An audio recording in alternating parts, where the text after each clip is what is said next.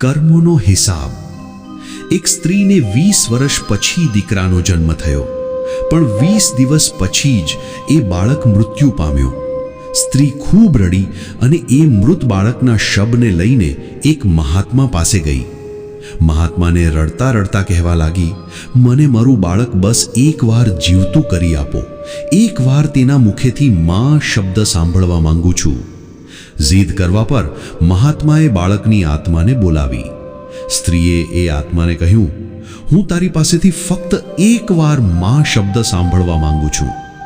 ત્યારે એ આત્માએ કહ્યું, કોણ માં? કેવી માં? હું તો તારી પાસે કર્મોનો હિસાબ કરવા આવ્યો હતો. સ્ત્રીએ પૂછ્યું, કેવો હિસાબ?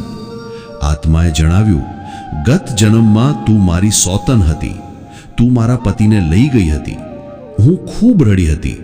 તારી પાસે મારો પતિ માંગ્યો હતો, પણ તે એક ન સાંભળી. ત્યારે હું રડી રહી હતી અને આજે તું રડી રહી છે. મારો તારી સાથે જે કર્મોનો હિસાબ હતો તે મેં પૂરો કર્યો અને મરી ગયો. આટલું કહીને આત્મા ચાલી ગઈ. સ્ત્રીને આઘાત લાગ્યો.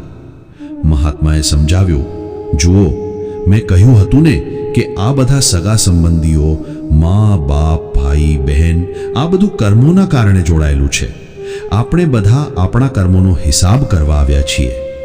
આ વાર્તા આપણને સમજાવે છે કે કર્મોનું ફળ કેવી રીતે આપણને આ ભવમાં મળે છે અને આપણા સંબંધો પણ ક્યાંક ને ક્યાંક આપણા કર્મો સાથે જોડાયેલા હોય છે.